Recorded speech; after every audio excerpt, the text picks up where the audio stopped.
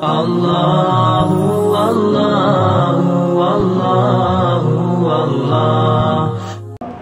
گھبراتا ہے، پریشان ہوتا ہے کہ مجھے پریشانی نہ پہنچے، تکلیف نہ پہنچے، اذیت نہ پہنچے، ذلت نہ پہنچے، چونکہ انسان ترقی چاہتا ہے، ہر انسان ترقی چاہتا ہے۔ آج جو آپ کو ایک خاص عمل اور وظیفہ بتلانا مقصود ہے کہ انسان کو ذلت عروج کے بعد نہ ملے، تنگ دستی فراخی کے بعد نہ ملے، چونکہ یہ اللہ کی نعمتیں ہوتی ہیں کہ کسی انسان کو صحت ملی ہے اور صحت کی وجہ سے بعض اوقات کسی آدمی کی، کسی بھی محب کی یا دشمن کی بھی نظر بھی کھا جاتی ہے۔ بعض اوقات انسان کے اندر خود اکڑ، تکبر، غرور پیدا ہو جاتا ہے کہ اپنی صحت کی وجہ سے وہ اللہ کا باغی ہو جاتا ہے، وہ غرور میں آ جاتا ہے۔ بڑے بڑے قرآن پاک کے اندر قصے موجود ہیں۔ ایک قوم ایسی طاقتور تھی کہ کھجور کے درخت کو اس طرح ہاتھ سے کھینچتی تھی زمین سے اور وہ پٹخ دیتی تھی۔ قرآن نے اس کا ذکر کیا۔ اس قوم عاد نے اپنی طاقت کے نشے میں یہاں تک کہہ دیا من اشد منا قوہ، ہم سے بھی کوئی طاقتور ہو سکتا ہے جو آپ کہتے ہیں اللہ ہے؟ تو اللہ کیسے ہے اتنی طاقتور؟ ہم جو کھجور کے درخت کو جو اتنا لمبا قد کاٹ والا ہے اس کو یوں نکال پٹکتے ہیں۔ تو اسی طرح اس قوم نے طاقت کے نشے میں اللہ کی نافرمانی کی۔ اللہ نے ان کو ایسے ذلیل کیا کہ ان کو ہوا نے آ کے پٹخا اور یوں ان کے سر دھڑ الگ ہو گئے سارے۔ اسی طرح مال و دولت کے نشے میں انسان بعض اوقات مال آتا ہے، وہ مال بڑھتا ہے بڑھتا ہے بڑھتا ہے، بڑھتے بڑھتے بڑھتے پھر انسان غرور میں آ جاتا ہے، یہ پیسہ میں نے کمایا، میرے سے بڑا کون ہو سکتا ہے، میں کسی کا محتاج نہیں ہوں۔ پھر وہ انسان اللہ کا بھی محتاج نہیں رہتا، اپنے آپ کو یہ سمجھتا ہے کہ میں اللہ کا بھی محتاج نہیں ہوں، یہ پیسہ تو میرے پاس ہے، مجھے کوئی نقصان کیسے دے سکتا ہے؟ میں تھانے خرید لیتا ہوں، عدالتیں خرید لیتا ہوں، میں یہ کر سکتا ہوں، بندے خرید سکتا ہوں۔ اب یہ غرور کی باتیں ہیں۔ بعض اوقات پیسہ اتنا عروج پہ پہنچتا ہے انسان زوال میں چلا جاتا ہے، پٹخا دیا جاتا ہے زمین میں، کیونکہ پیسہ بھی انسان کو، پھر وہ آدمی بعض اوقات ایسے مفلس ہو جاتا ہے کہ اس کے پاس کھانا تو دور کی بات ہے، بھکاری بن کے پھرتا ہے۔ عمر بن عبدالعزیز رحمۃ اللہ علیہ کے وقت میں جب ان کے اپنے رشتہ داروں نے اپنی اولاد کی، بادشاہوں کے بیٹے سلمان بن عبد الملک اور پھر عبد الملک بن مروان اور پھر اس کے بعد جو ان کے ولید بن عبد الملک، ان کے بیٹوں نے غرور، تکبر آگے پیسے کی وجہ سے کیا، تو ایک لمحہ ایسا آیا کہ وہ دمشق کی جامع مسجد کی سیڑھیوں پہ بھیک مانگا کرتے تھے۔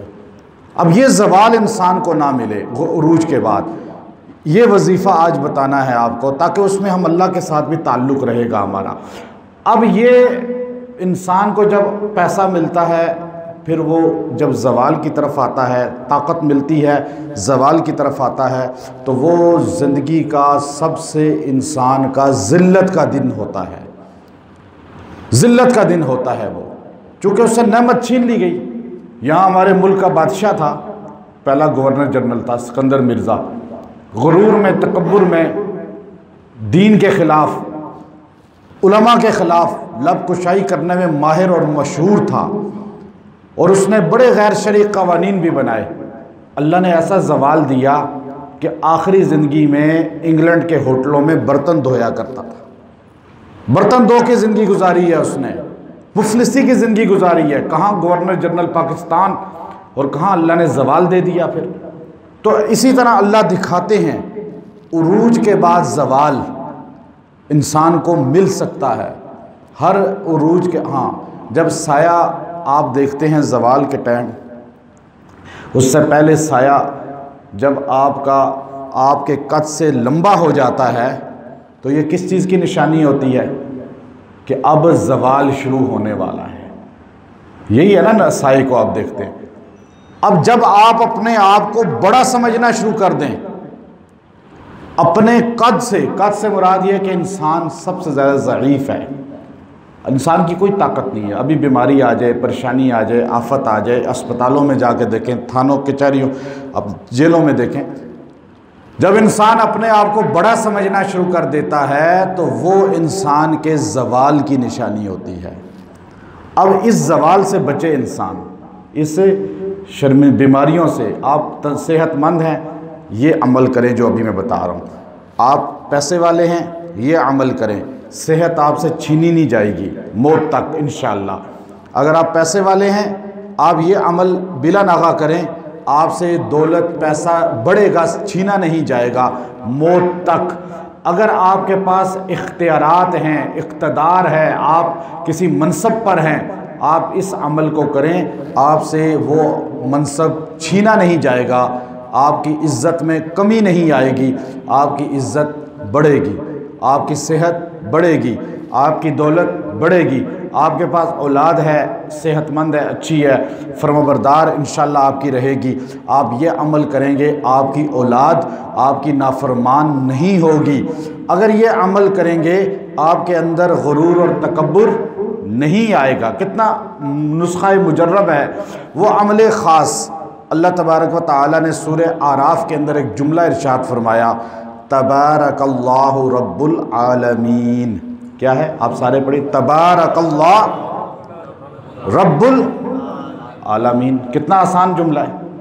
آپ جب اس کو روزانہ آپ کم سے کم 70 بار اس کو اپنا وظیفہ بنا لیں، بہت زیادہ نہ پڑھیں بشک، کسی بھی ٹائم پڑھ لیں، چلتے پھرتے آپ کوئی بھی چیز دیکھیں، بڑے عالی شان گھر دیکھیں، آپ کہیں تبارک اللہ رب العالمین۔